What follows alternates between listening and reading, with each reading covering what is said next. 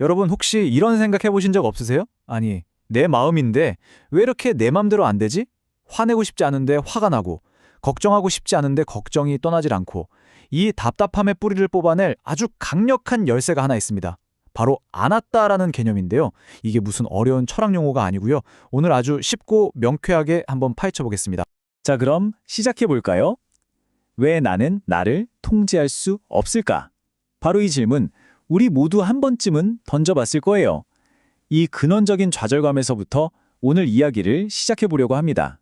화내기 싫은데 나도 모르게 막 화가 치밀어 오를 때, 제발 그만 좀 하자 싶은데 걱정이 꼬리에 꼬리를 물고 이어질 때, 정말 익숙한 풍경이죠. 꼭 내 안에 내 말 지지리도 안 듣는 어떤 녀석이 하나 더 있는 것 같은 그런 느낌이요. 바로 그거예요. 우리는 무의식적으로 생각하거든요. 내 안에는 이 모든 걸 컨트롤하는 주인이 있어 라고요. 그래서 그 주인이 통제력을 잃었다고 느낄 때 우리는 괴로워하는 거죠. 그런데 만약에 말이죠. 애초부터 그런 주인이라는 게 없었다면 어떨까요? 이게 바로 안았다가 우리에게 던지는 아주 근본적인 질문입니다. 자, 그럼 이 안았다라는 단어를 한번 제대로 뜯어보겠습니다. 이게 그냥 내가 없다 이런 허무한 소리가 절대 아니거든요. 단어를 딱 쪼개서 보면 우리가 생각했던 것보다 훨씬 더 깊고 실용적인 의미가 숨어 있습니다. 안았다. 이건 두 부분으로 나눌 수 있어요. 안, 그리고 았다. 안은 없다, 아니다라는 뜻의 접두사고요. 중요한 건 앗다인데 이게 그냥 나라는 뜻이라기보다는 뭐랄까 영원히 변치 않는 어떤 핵심, 모든 걸 좌지우지하는 주인 같은 개념이에요. 그러니까 이걸 합치면 뭐겠어요? 그런 주인은 없다. 바로 이겁니다. 이게 정말 중요한 차이점이에요. 안았다는 너는 존재하지 않아 같은 허무맹랑한 말이 아니란 거죠. 그게 아니라 이 몸과 마음을 영원히 소유하고 마음대로 부리는 그런 주인은 없어 라고 선언하는 겁니다. 정말 다르죠? 그럼 주인이 없으면 우리는 대체 뭐죠? 바로 여기서 관점의 대전환이 일어납니다. 우리는 소유자가 아니라 경영자였던 거예요. 바로 이 한 문장. 당신에게는 경영권은 있지만 소유권은 없다. 이 말이 모든 걸 설명해 줍니다. 우리에겐 이 몸과 마음을 잘 운영할 경영권은 주어졌지만 이걸 영원히 내 거라고 주장할 소유권은 없다는 뜻이죠. 소유자랑 경영자, 어떻게 다를까요? 한번 보세요.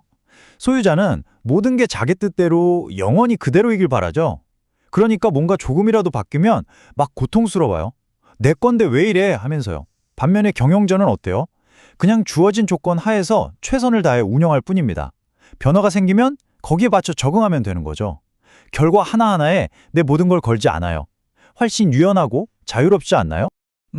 아직도 이게 좀 뜬구름 잡는 소리처럼 들리실 수도 있어요. 괜찮습니다. 그래서 아주 기가 막힌 비유 4가지를 준비했습니다. 이걸 듣고 나면 이게 이런 뜻이었구나 하고 무릎을 탁 치시게 될 겁니다. 첫 번째 비유는 바로 렌터카입니다.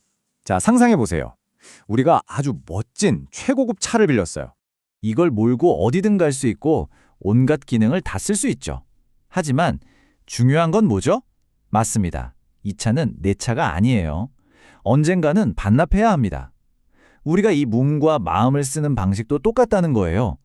마음껏 운전하고 사용할 수는 있지만 영원한 내 소유는 아니라는 거죠. 이걸 깨닫는 순간 내 것이라는 집착이 얼마나 허무한지 알게 됩니다. 두 번째는 오케스트라의 교향곡입니다. 오케스트라가 웅장한 음악을 연주해요. 우리는 분명 아름다운 음악을 듣고 있죠. 그런데 가만히 생각해보면 그 소리 안에 음악이라는 어떤 고정된 알갱이가 따로 존재하나요? 아니죠. 그냥 바이올린 소리, 첼로 소리, 트럼펫 소리 같은 여러 악기 소리가 일시적으로 조화롭게 합쳐져서 만들어진 현상일 뿐입니다. 우리의 나라는 느낌도 똑같아요. 생각, 감정, 신체 감각 같은 여러 악기들이 잠시 합주를 하는 거죠. 그 뒤에 숨어서 모든 걸 지휘하는 영원한 지휘자, 즉 주인은 없다는 겁니다. 세 번째 비유는 날씨입니다. 하늘에서 비가 내리는 걸 한번 생각해 볼까요?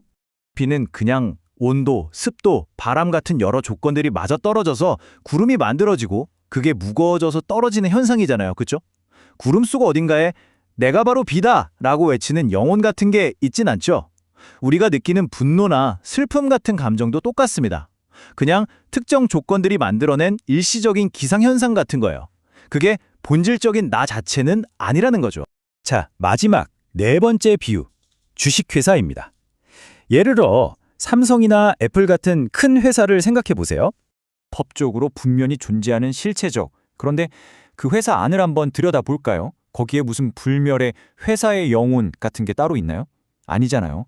그냥 수많은 부서, 사람들, 시스템이 서로 얽혀서 돌아가는 거대한 유기체일 뿐이죠. 우리 자신도 똑같다는 겁니다. 여러 기관과 정신작용이 모여서 돌아가는 하나의 복잡한 시스템이지 그 안에 고정불변의 주인 영혼이 떡하니 자리 잡고 있는 게 아니라는 말입니다. 자, 이제 이 비유들을 통해서 어느 정도 감이 잡히셨을 거예요. 그럼 이 모든 조각들을 모아서 큰 그림을 한번 완성해 봅시다. 이 주인이 없다는 깨달음이 어떻게 우리를 허무함이 아니라 진정한 자유로 이끌어주는지를요. 우리에겐 두 가지 길이 있습니다. 첫 번째는 고통의 길이에요. 이건 내 몸이고 내 마음이야. 당연히 내 뜻대로 돼야지 라고 믿는 소유권에 대한 착각의 길이죠. 이 길의 끝은 뭐겠어요? 당연히 스트레스와 고통입니다. 반면에 자유의 길이 있습니다.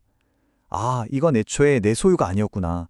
잠시 내가 경영하는 일시적인 현상이구나 라고 깨닫는 아나따의 진실의 길입니다. 이 길 끝에는 집착을 내려놓음으로써 얻는 진짜 자유와 평화가 기다리고 있습니다. 이렇게 되면 모든 퍼즐이 딱 맞아떨어집니다. 왜 세상사가 내 뜻대로 되지 않고 이걸 아니짜, 아니까라고 하죠. 왜 이렇게 괴로운가? 그 이유가 너무나 명확해져요. 간단합니다. 애초에 내 것이 아니었기 때문이에요. 소유권 자체가 없는데 어떻게 내 마음대로 통제할 수 있겠어요? 그건 당연한 이치죠. 오늘 이야기 여기서 마무리하면서 여러분께 마지막으로 질문 하나를 드리고 싶습니다. 여러분이 그토록 내 것이라고 붙들고 있던 그 감정, 그 생각, 그 사람, 만약 그게 사실은 여러분의 소유가 아니었다면 오늘 지금 당장 무엇부터 가볍게 내려놓으시겠습니까?